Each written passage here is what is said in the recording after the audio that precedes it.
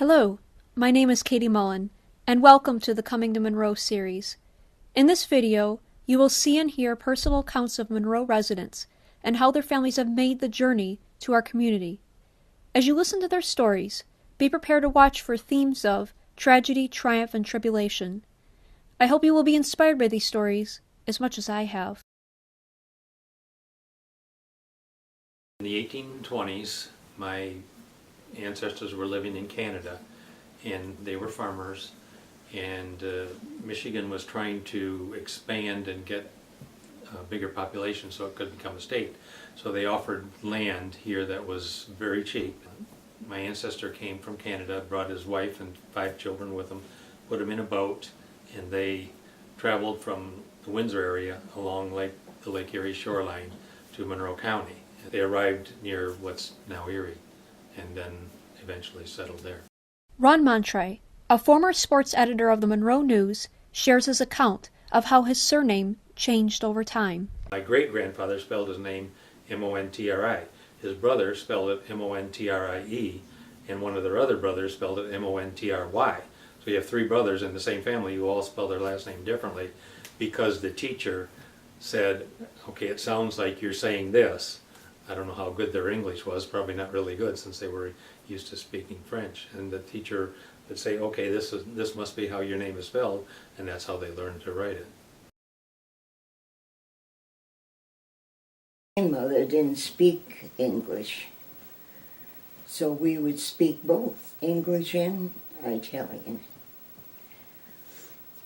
So we had a lot to learn when we came back. Angie Terasi's grandparents came to the U.S. from Italy in 1893.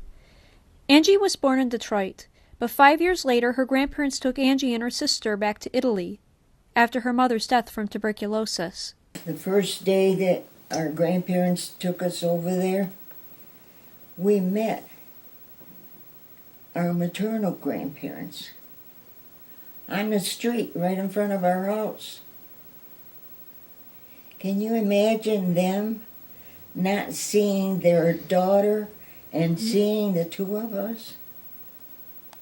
A decade later, Angie and her sister went back to America and recounts the time when they arrived to New York. And we were talking about looking for a man that wears glasses. That's how much we knew our dad. A man that wears glasses. The boat docked, and we looked down at the people standing all over, looking for a man with glasses. Finally, somebody from the Travelers Aid Society came. They spoke Italian and English and told us that our dad couldn't come to New York, but he would meet us in Detroit. We get in a hotel, and the phone rings. We didn't know what to do. We never answered the phone before. Picked up the phone, and it was my dad. We had never spoken to him in 10 years. And here we had him on the phone. Can you imagine that? Well, he told us he would see us the next day, that we were be put on the train, and he got permission for him and my stepmother to come right up to the railroad tracks to see us get off the train. And they were. So they picked us up and took us to their apartment in Detroit. And that's how we met our stepmother. In Detroit, Angie went to school where she made friends and learned English. It was not long after that her family made another move to Detroit Beach, near the Monroe area. While there, Angie worked her first job at a war plant and met her husband, Angelo. Angie has lived at her home in Detroit Beach for 60 years, where she raised 2 of her 6 children there. I drew the plans for this home, and my sister's husband and my husband built this with my plans. And this has been our home. Like I said, I had so many ups and downs losing our mother when we were babies. And at the end, we turned out that I had 6 children, 5 daughters and a son, and they're all good people, all living close to me. My great-grandfather was born and was an overseer in the courtyard of Radehof, and it was the Austria-Hungary monarchy then. Grandmother and my grandfather both worked at the castle in Strasnica, and that lies about 80 kilometers north of Vienna, Austria, on the Moravian River.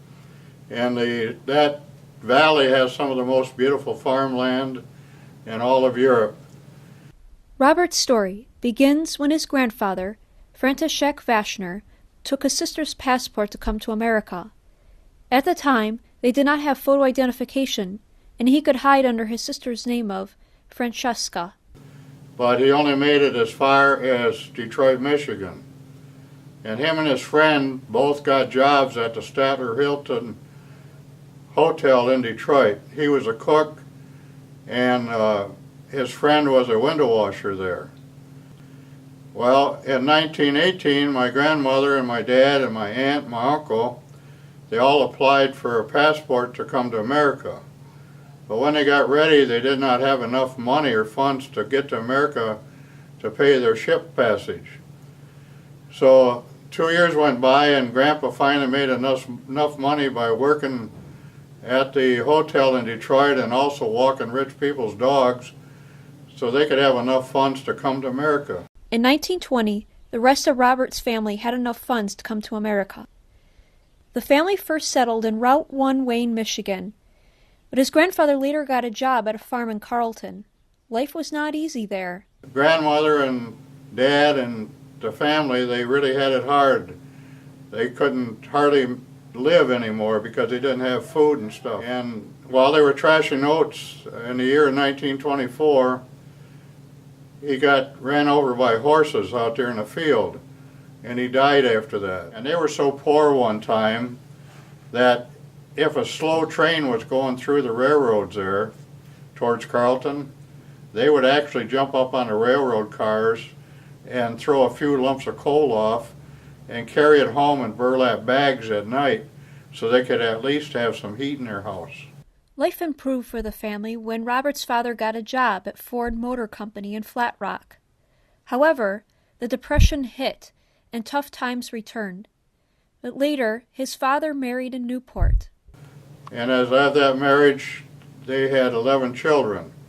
And we have had a very good life due to my grandma and my grandpa and my parents' efforts to make it good in America.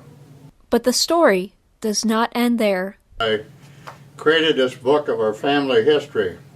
It's called Footprints of Our Forefathers.